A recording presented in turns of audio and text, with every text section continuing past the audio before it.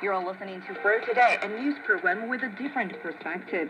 I'm Anna in Beijing. To listen to this episode again or to catch up on previous episodes, you can download our podcast by searching For Today. China's economy has expanded 4.5% year-on-year in the first quarter. Officials say this signals accelerating recovery in all sectors from the pandemic, including domestic demand. In the first 3 months, retail sales, a key measurement of consumer spending, rose nearly 6% compared to the same period last year. Olivia He has the details.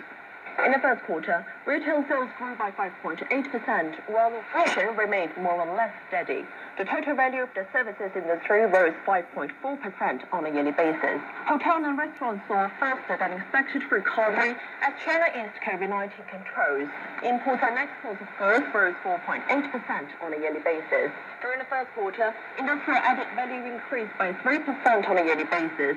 23 industries maintained year-on-year growth by more than 50%. And now commenting on the overall GDP figures for the first quarter, officials say domestic demand has shown a quick recovery along with positive signals in exports, foreign investment and real estate sectors. All of these positive factors are expected to keep China's economy on an even keel. So for more on this, let's bring in Dr. Zhou Mi, Senior Research Fellow with the Chinese Academy of International Trade and Economic Cooperation. Thanks for joining us, Dr. Zhou. Yes, my pleasure. First of all, how significant is the 4.5% year-on-year GDP growth in China's first quarter? And what do you think it signals for the country's economy going forward? Yes, if we're looking at the past several quarters, we can find that this is a quick hit in the past 4 quarters.